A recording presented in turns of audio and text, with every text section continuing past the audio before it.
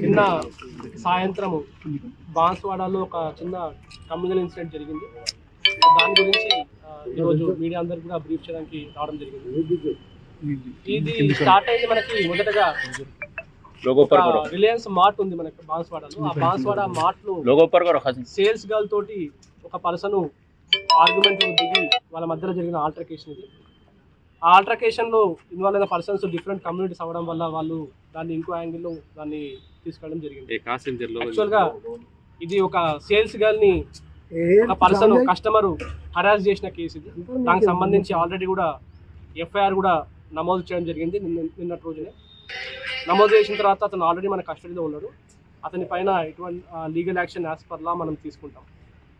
ఈ ఇన్సిడెంట్ జరిగిన తర్వాత ఇమీడియట్గా పోలీస్ అక్కడ రష్ అయ్యి ఆ పర్సన్ని అదుపులోకి తీసుకొని అతన్ని కొట్టిన వ్యక్తులను కూడా అదుపులోకి తీసుకున్నారు.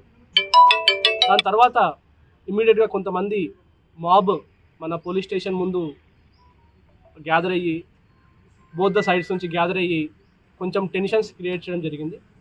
అండ్ అందులో కొంతమంది యాంటీ సోషల్ ఎలిమెంట్స్ ఉండి వాళ్ళు స్టోన్ పెల్టింగ్ చేయడం జరిగింది. ఈ స్టోన్ పెల్టింగ్లో మా కానిస్టేబుల్కి కూడా బ్లీడింగ్ ఇంజరీ అయింది. ఆల్రెడీ అతను ఇప్పుడు ట్రీట్మెంట్ తీసుకొని రెస్ట్లో ఉన్నాడు. ఇప్పుడు అతను కంప్లైంట్ ఇవ్వడం జరిగింది. అండ్ సీసీ కెమెరాస్ ఆధారంగా ఆ స్టోన్ పెల్టింగ్ చేసిన వాళ్ళలో 42 మందిని మేము ఐడెంటిఫై చేసినాము. వాళ్ళ మీద కూడా సివియర్ సెక్షన్ తోటి కేసులు నమోదు చేస్తున్నాం.